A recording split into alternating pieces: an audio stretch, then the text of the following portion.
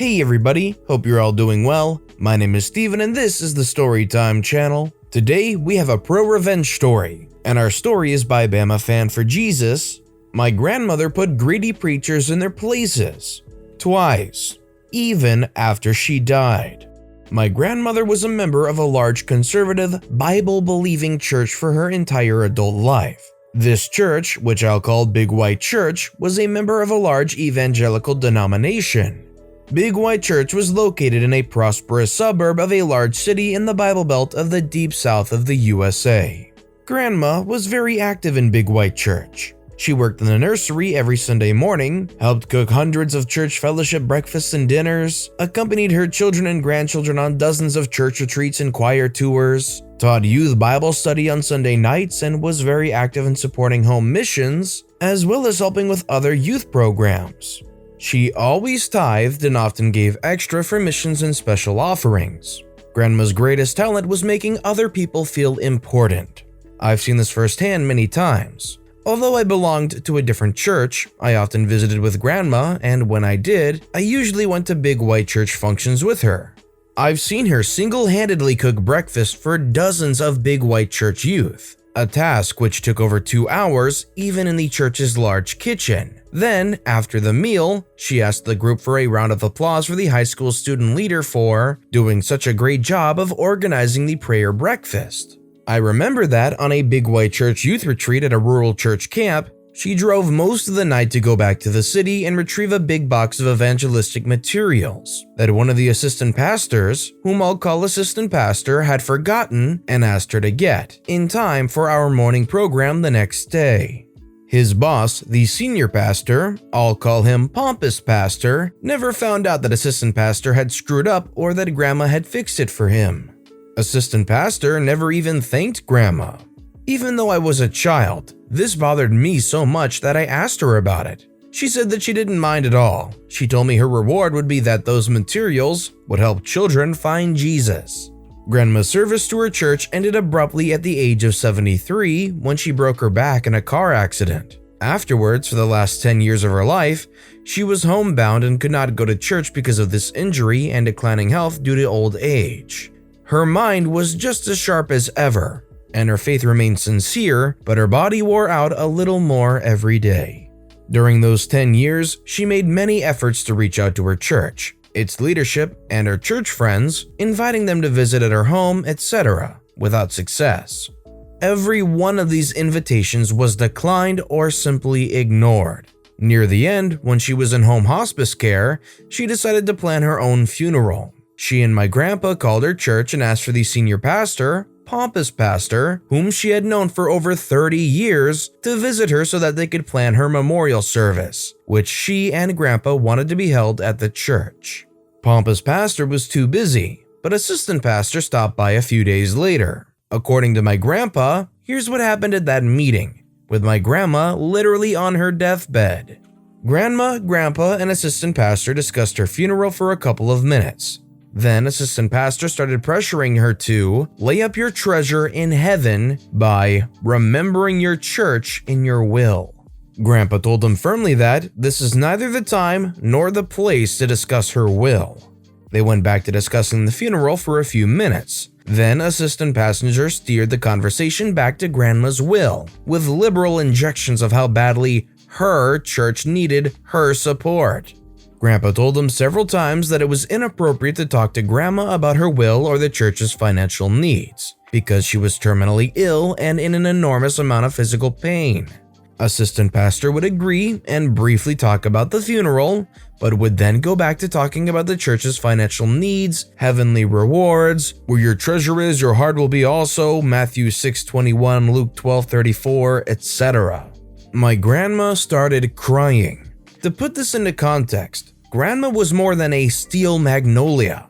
She was titanium coated with diamond wrapped in Kevlar. She rarely ever cried, and never ever cried about herself.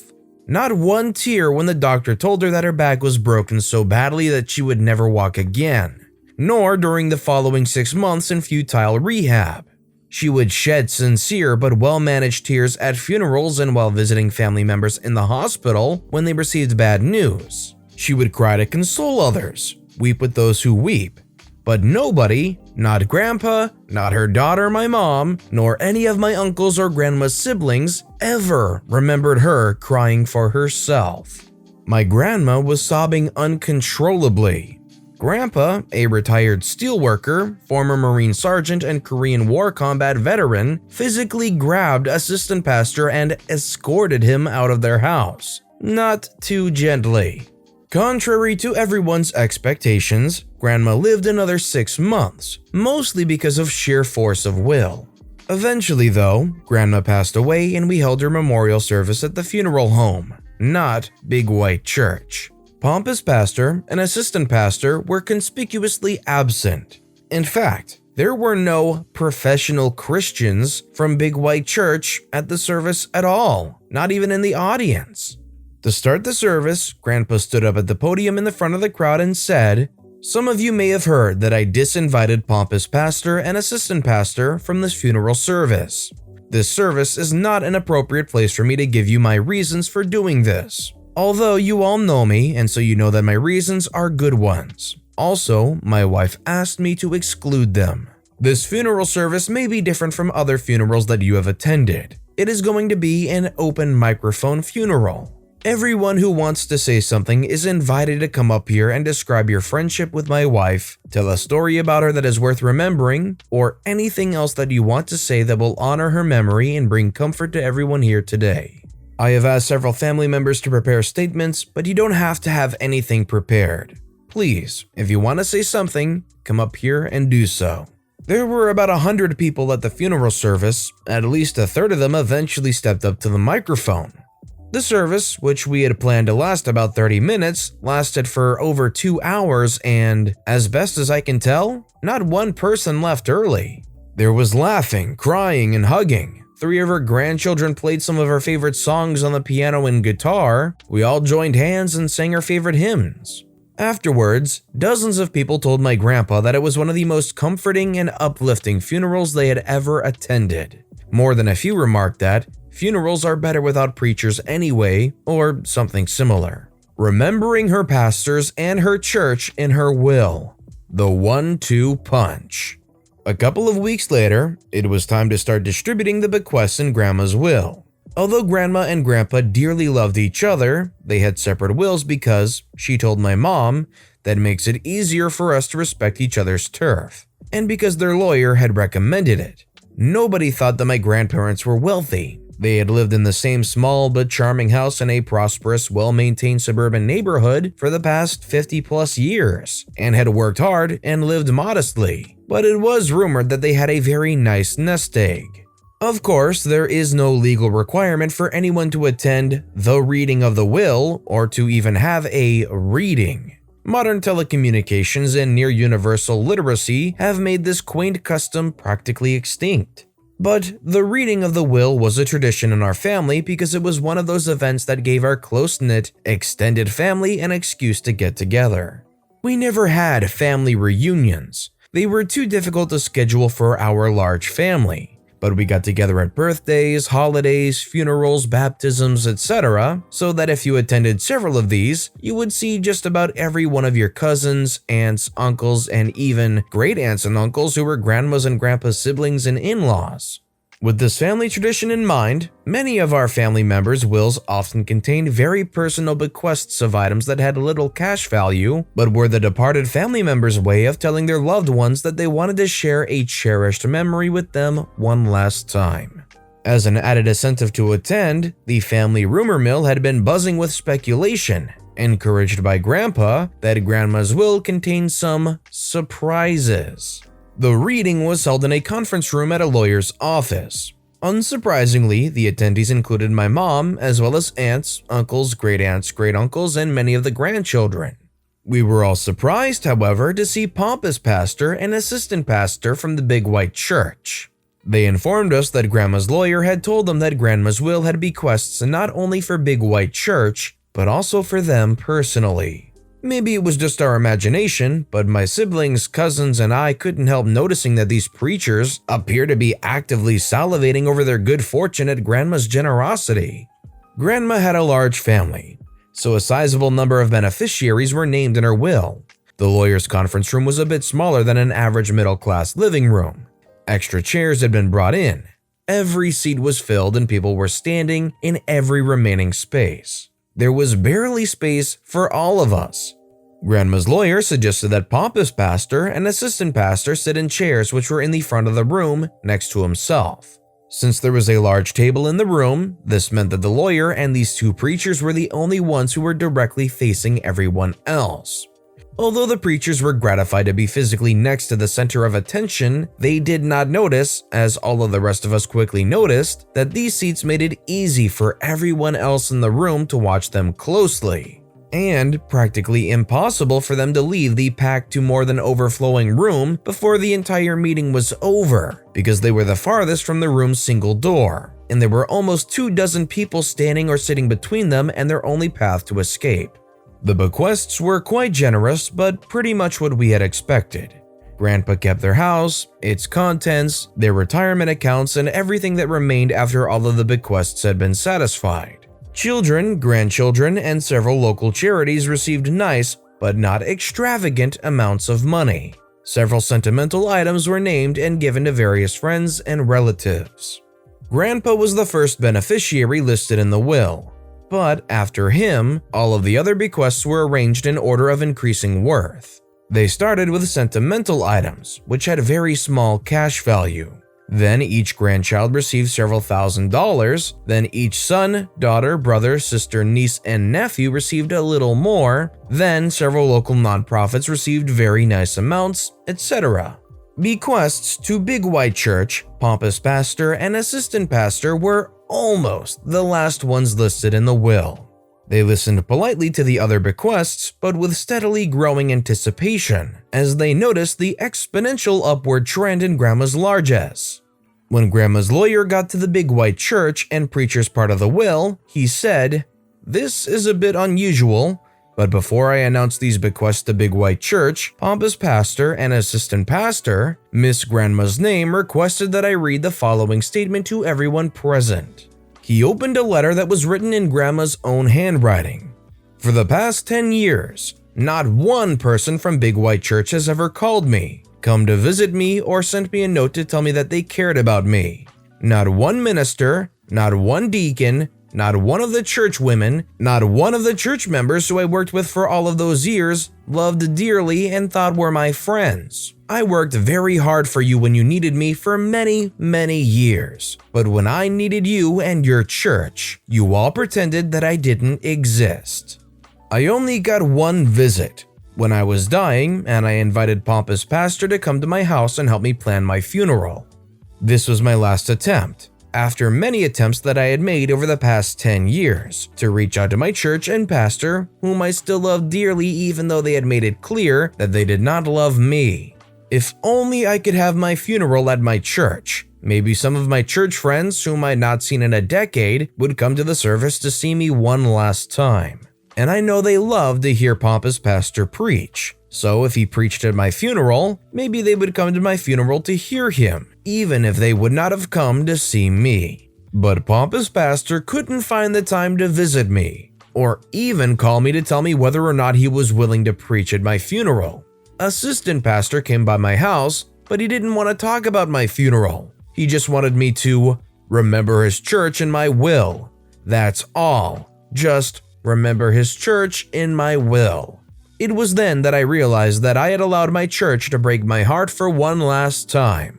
But that was the last time. The very last time.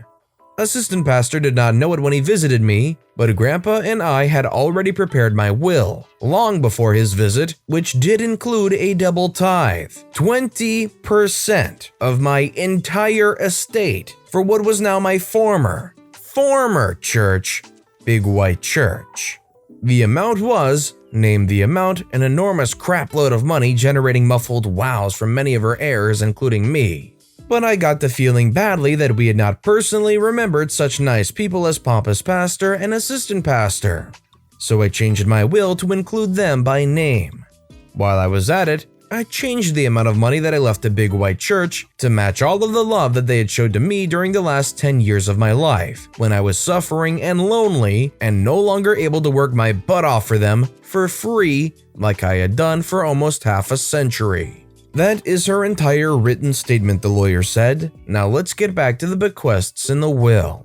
Bequest to assistant pastor, 1 cent. Bequest to pompous pastor, 1 cent. Bequest to Big White Church, 1 cent. The pompous pastor and assistant pastor sat there looking like someone had just injected a gallon of Novocaine into their jaws. Every one of Grandma's family and friends felt an overwhelming urge to laugh out loud. But we kept quiet because we knew Grandma. We knew she wasn't finished yet. Grandma was simply setting them up for a 1-2 punch. The best was yet to come, and we didn't want to miss it. There is one last bequest, the lawyer continued, for a charity called, which he named and I'll call Black Charity. Then he paused before naming the amount. Most of us had no idea what Black Charity was, but by the look on their faces, we could tell that pompous pastor and assistant pastor knew Black Charity very well. Their faces displayed the same expressions of shock, dread, and horror that they would have if the lawyer had said, "This bequest goes to the demonic baby eaters to buy extra-large rotisserie barbecue grills and tons of charcoal." Every eye in the room was now fixated on pompous pastor and assistant pastor. The lawyer, who happened to be my uncle, one of Grandma's and Grandpa's sons, let the silence continue a few seconds more. If we had been able to read pompous pastors and assistant pastors' minds, we would have known the history behind the looks on their faces. Black Charity was sponsored by a large black church just a few miles from Big White Church. They ran a free food and clothing bank, assistant programs for foster children, home delivery of pre-cooked meals for homebound seniors, legal aid, and other social services. A long time ago, Big White Church, which was and still is 100% Caucasian, had provided a few years of financial and other support to Black Charity.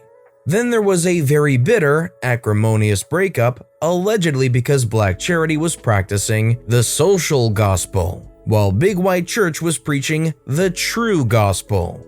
Big White Church even sued to try and get some of their money back, although the suit was eventually settled and very little money actually changed hands. But, this being the Deep South, everyone knew the real reason why Big White Church, or any white church, would stop supporting a black charity. Those racist terms were getting uppity and not staying in their place. Grandma and Grandpa had seriously considered leaving Big White Church at that time, but they had reasoned that it was better to stay there and teach tolerance by their words and example. They knew they would never persuade everyone, but maybe they could reach some of the youth at their white church and break the generational cycle of racism. Grandma used to tell us, "My church is my mission field." We did not learn the true depth of her statement until after she died. Since then, Grandma and Grandpa had secretly sent a portion of their tithe to Black Charity every month. Most of Grandma's family, including me, didn't find out about any of this until after the meeting had ended. But pompous pastor and assistant pastor obviously understood what Grandma, by her actions which are more powerful than words, was saying to them. If you had grown up as a white person in the Deep South, as Grandma, Grandpa, pompous pastor, and assistant pastor had, you would understand. To many white Southerners, this was one of the most personally insulting things you could do to them. It simultaneously labeled them as racists, condemned their bigotry, and crushed their delusions of white superiority by saying, "These black human beings, whom you hate, disrespect, and have mistreated, are better people than you are, so they deserve my money more than you do." Having allowed time for everyone to observe pompous pastor and assistant pastor while they thought about how their white church had treated this black charity, and how they and their church had treated our grandma, the lawyer said, "The amount is..." Then he named the exact same amount that Grandma had named in her handwritten letter. The huge amount of money that would have gone to Big White Church if she had not changed her will. So with that story concluded, do you think that the grandma here got enough revenge against these pastors and the church? Considering how much time she gave to them for free working for them, and then in the last 10 years of her life, never getting even a visit, never getting even a call? Let me know in the comments down below. But with that being said, that's all the time we have for today. So if you have a favorite story of the day, let me know which one and why in the comments down below. If you enjoyed the video, please consider giving it a like and subscribe if you haven't, and turn on notifications so you'll never miss an upcoming video from the Storytime channel. Every little thing that you do helps the channel grow that much more, so no matter what you did, thank you for supporting me right here on the Storytime channel. I hope you all have a wonderful day, and I'll see you all next time right here.